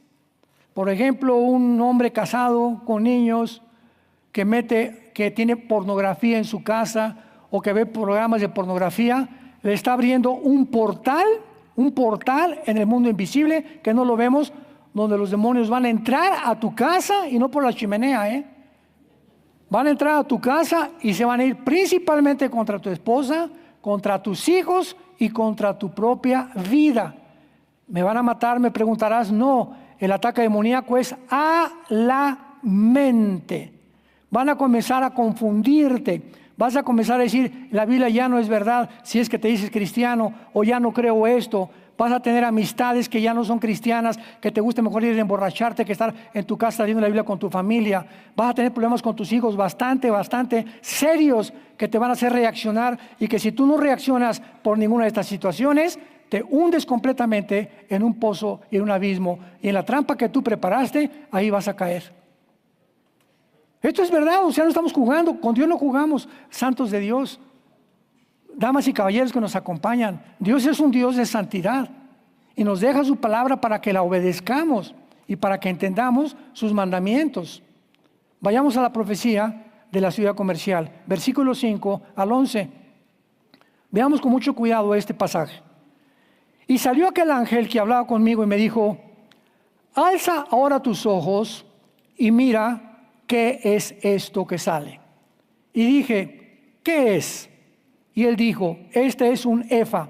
Apúntalo en tu Biblia. Un efa es la medida de comercio que se usaba en el Antiguo Testamento. El efa, como un litro actualmente, como un gramo, era una medida de peso, era una medida de gramos también, era una medida que se usa muchas veces de líquidos en el Antiguo Testamento. En otras palabras, es un símbolo del comercio. Vio un efa volando, como si dijéramos ahorita, veo un dólar o veo un peso, ¿verdad? Inmediatamente, ¿qué es? El símbolo monetario, ¿verdad?, del sistema que se mueve en ese mundo o en ese país. Veamos con mucho cuidado. Y entonces dijo, esta es la iniquidad. Se le llama al comercio la palabra ayin, A-Y y latina N de Nancy. Ayin en el hebreo, que se tradujo iniquidad, que significa el reflejo. Vamos por orden. Zacarías ve un símbolo del comercio volando, que está reflejando el comercio, maldiciones. Está reflejando algo que va a la humanidad a hundirla completamente. Como por ejemplo un Wall Street cuando bajan las acciones. Tú sabes que comprar ahorita criptomonedas o todas esas monedas que están sacando, o ir a Wall Street, te voy a invertir en tal compañía $500, como puedes ganar en cualquier momento todo lo que tú inviertas, así en segundos, lo puedes perder. La raíz de todos los males es el amor al dinero, por la cual muchos hombres fueron traspasados de muchos dolores y muchos acabaron en la perdición. ¿Quiénes están en todas las cárceles del mundo? Personas que creyeron que con unos centavos más, robándolos, cometiendo fraude, engañando, etcétera, etcétera, corrompiéndose, podían mejorar su vida. Tarde o temprano, a los 60, 70, 80 años de edad, los pecados nos alcanzan. A Dios no se le escapa nadie. Y si alguien muere, ¿verdad? Como Hitler, bueno, que no fue el área en la que él destacó que le gustaba el dinero, sino el poder, tarde o temprano, si mueren sin haber sido juzgados, los espera la condenación eterna. Pero no hay nadie que pueda evadir como ha vivido en esta vida delante de Dios. Muy bien, entonces Elefa va volando en el cielo, que está reflejando algo, y levantaron la tapa, este símbolo del comercio estaba en una cajita de plomo. ¿Se acuerdan ustedes para qué se usa el plomo, verdad? El plomo lo usan para que, por ejemplo, los rayos X no pueden penetrar a través del plomo. Es un material que no permite que nada se pueda ver lo que está dentro. Entonces, el sistema del comercio, que estaba reflejando una maldición, se encontraba en una cajita de plomo. Levantaron la tapa de plomo y una mujer estaba sentada en medio de aquel efa. Una mujer sentada sobre el símbolo del comercio dentro de la caja de plomo. Y me dijo, esta es la Rishah, como suena en el hebreo, R-I-S-H-A-H, Rishah, que se tradujo la maldad. Vamos a ver la interpretación, no se me adelanten. Y la echó dentro del efa y echó la masa de plomo en la boca del efa, o sea, está la cajita de plomo, dentro está el sistema del comercio, una mujer sentada arriba y de repente se cierra la cajita de plomo. Dentro está la mujer y dentro está el sistema del comercio que refleja la maldad. Alcé luego mis ojos y miré. He aquí ahora dos mujeres, Isha. La palabra hebrea para mujeres, Isha, I-S-H-A. Para hombres, Ish. El varón es Ish, la mujer es Isha. Que salían y traían viento en sus alas, y alas como de cigüeña, y alzaron el efa entre la tierra y los cielos. La cigüeña, qué irónico. La usamos para traer bebés, ¿verdad? ¿Qué te trajo la cigüeña? La cigüeña es un símbolo de la maldad y del mal en la Biblia. En Levítico capítulo 11 vas a ver tú que la cigüeña es un ave inmunda. ¿Y por qué la usamos? Para traer bebés. A los míos no los trajo una cigüeña. Discúlpame. Todo esto tiene algo que ver, vamos a verlo. Dije el ángel que hablaba conmigo, ¿a dónde llevan el efa? O sea, ¿a dónde llevan el comercio? Y él me respondió, para que les sea edificada casa en tierra de, ¿dónde es la tierra de Sinar? Irak, Siria o la tierra de los caldeos. Para que les sea edificada casa en la tierra de Sinar, y cuando esté preparada, la pondrán sobre su base. O sea, esta profecía nos habla que el sistema del comercio mundial que se encuentra actualmente en Wall Street va a ser transportado al Medio Oriente.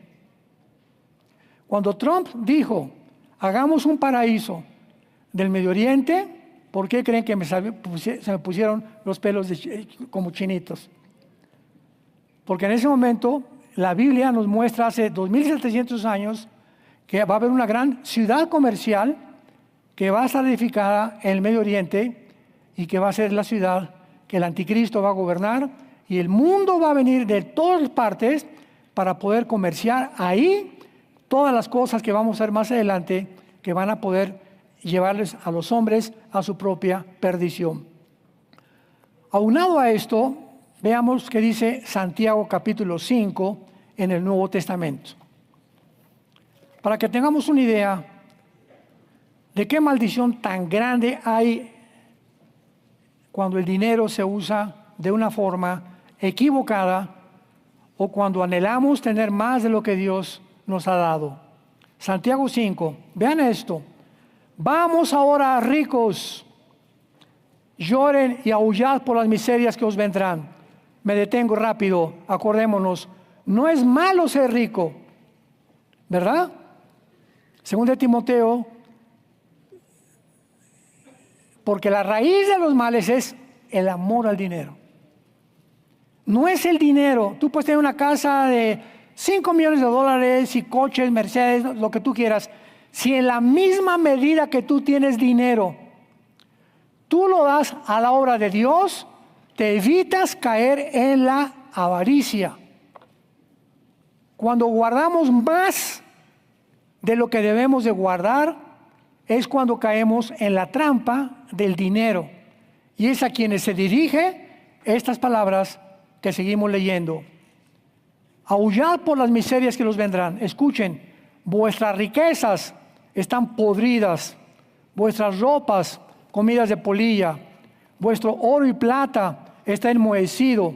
Su moho testificará contra ustedes, devorará de todo vuestras carnes como fuego. Habéis acumulado tesoros para los días postreros. ¿Por qué? He aquí clama el jornal de los obreros que han cosechado vuestras tierras, el cual por engaño no les ha sido pagado por vosotros, y los clamores de los que habían cegado han entrado en los oídos del Señor de los ejércitos. Precisamente, damas y caballeros, santos de Dios, por causa de lo que dice el versículo 4, se levantó el comunismo y el socialismo, la revolución zarista de Rusia, la revolución bolchevique y la revolución francesa y la revolución mexicana. ¿Por qué? Por la explotación de las clases altas a las clases pobres.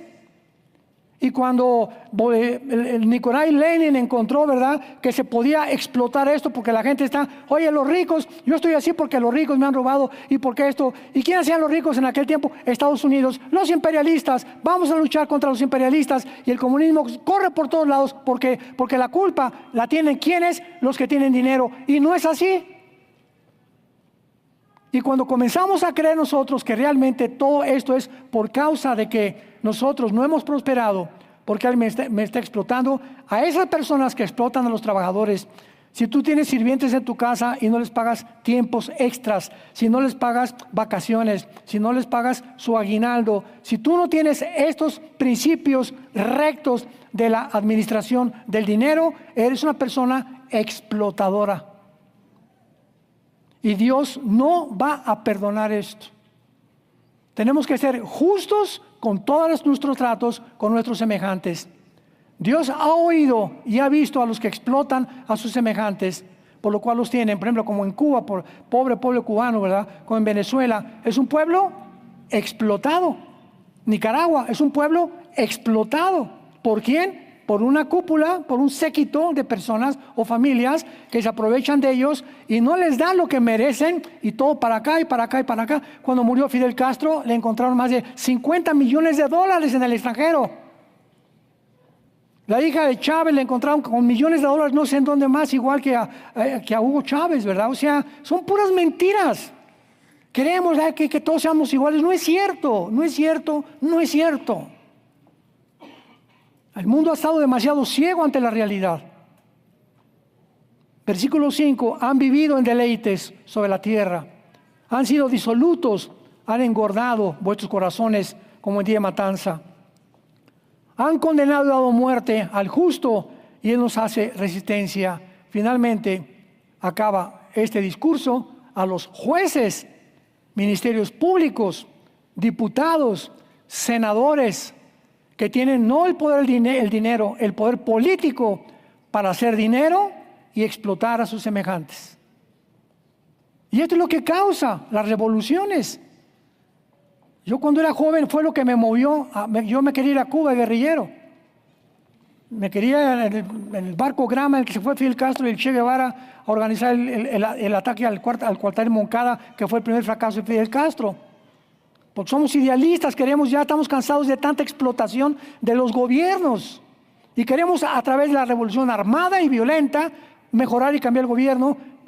Venimos a Cristo y nos dice Cristo: no es el camino, hijo mío, no es el camino, la venganza es mía, dice el Señor. Sigue la paz y síguela y predica el Evangelio.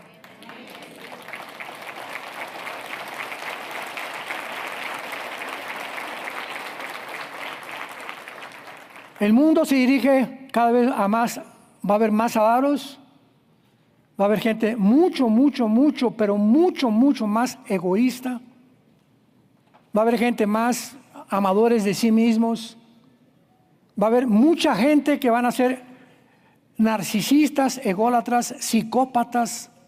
Cuando una persona es narcisista y se ama nada más a sí mismo, ególatra, y no tiene empatía por los demás, ni se compadece de los pobres. Oye, vas en la calle, por el amor de Dios, o el periférico, ahí está una niña con los que están haciendo como circo en las calles, o vendiéndote chicles. Quítate, niña, ¿qué te cuesta darle 5 pesos? ¿Qué te cuesta darle 10 pesos? ¿Qué te cuesta, dime? ¿Eres cristiano? ¿No tienes compasión? ¿No te estás robando? O dale el agua a la ventana. No, pero mira, te doy 5 pesos. Pasamos desapercibidos. Todo ese mundo, toda esa gente, les ayudamos a comprar una torta. Ese día comieron porque tú les diste una torta. Y te será recompensado por Dios. Pero nos aislamos en nosotros, nos metemos una brújula en una caja de cristal donde ya no veo a nadie, ni importa qué está pidiendo acá, ni tampoco no tiene zapatos, no veo a nadie más que a mí. Y cuando caemos en ese centralismo, en ese egocentrismo, es cuando hemos abandonado completamente la gracia de Dios. Jesús vino para que no viviéramos para nosotros mismos, sino para los demás. Cada día, Padre, búscame a alguien, dame a alguien a quien le hable de ti. Dame a alguien a quien le pueda dar una caridad, que ya no es caridad. Cuando éramos religiosos era una caridad, eran limosnas. Pasaba el cura, la limosna. Ahora ya no, ahora demos conforme hayamos prosperado, dice la Biblia. Ahora tengamos más compasión de los demás, vivamos más para los demás. Cuando tengas la oportunidad de ayudar a alguien y comprarle una torta, un taco de chile aquí de la esquina, cómpraselo y dáselo y regálaselo. Este misionero que me encontré en el aeropuerto católico, me levanté, trajeron la cuenta, le dije, dámela para acá, me la arrebató y la pagó él. Y le dije, Gerardo, ¿sabes una cosa? Me despido, te doy la gracia a Dios porque eres un hombre que te falta el conocimiento más de la verdad, pero eres un hombre sincero. Y además, el haberme pagado la cuenta del desayuno, para mí habla mucho de que no tienes tu cartera, no es el centro de tu vida. Y le dije, Dios te va a prosperar. Y me dijo, sí, tengo 8 hijos. Con razón. Con razón lo ha hecho Dios tan próspero, ¿verdad? No era un hombre que tenía dinero, era un misionero. Digo que venía de Estados Unidos, tenía un negocio de pintura o no sé qué cosa, iba a San Luis a sacrificar 15 días de su trabajo a sus hijos para irse de misionero a San Luis Potosí y hablar de Cristo de acuerdo al concepto que él tiene de Cristo, sin el conocimiento que tenemos muchos de nosotros. Pero ¿qué es lo que ve Dios? Dios ve el corazón. Tiene un corazón lindo, un corazón que quería ayudar a la gente y pagarme la cuenta para mí significó muchísimo. Porque vi un hombre que es desprendido, que un hombre que le gusta dar en lugar de recibir. Y por eso oremos por él. Acuérdense, se llama Gerardo, está en San Luis Potosí, oren por él. Misionero católico, segurísimo, yo me lo voy a encontrar, me lo voy a volver a encontrar, convertido a Jesucristo.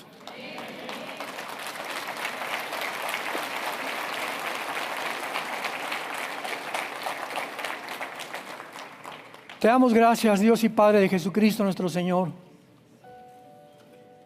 porque nos apartaste desde el vientre de nuestra madre para revelar a tu Hijo en nosotros. Nos llamaste para que te conociéramos, Jesús. Tu Padre nos llamó para que te conociéramos, Jesús.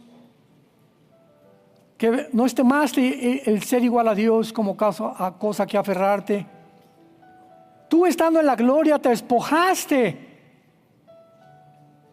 Te saliste de todos los privilegios que tenías en el cielo con tu Padre y bajaste a este mundo, a este basurero, en el mundo donde vivimos, a caminar entre la basura que éramos, a caminar entre nosotros, y tuviste compasión de los enfermos, tuviste compasión de los endemoniados, tuviste compasión de todos, al grado que finalmente, en la víspera de tu muerte, te hincas y nos lavas los pies. Tú, el Rey del universo, nos lavas los pies, abres tus brazos en una cruz y le dices a tu Padre que nos perdone. Ejemplo les he dado, dijo Jesús, para que caminéis como yo caminé y para que andéis en el mismo camino en que yo caminé, porque el más grande entre ustedes no es el que es servido, sino el que sirve su vida por los demás y da su vida por los demás. Maridos, amen a vuestras mujeres como Cristo amó la iglesia y se entregó. Entreguémonos por nuestra esposa. Seamos nosotros los siervos de nuestra esposa, de nuestros hijos. Seamos humildes y Dios nos levantará en el día apropiado y en el tiempo de Dios. Sigamos la paz con todos. Bendigamos a los que nos persiguen, a los que nos ultrajan. Nunca, nunca, nunca busques venganza de nada ni de nadie. Entrégale todas tus cargas a Dios y su paz, que sobrepasa todo entendimiento, guardará tus pensamientos y tu corazón en Cristo Jesús, nuestro Señor. Te amamos, Jesús, y te damos las gracias por tan grande salvación. En tu nombre, amén.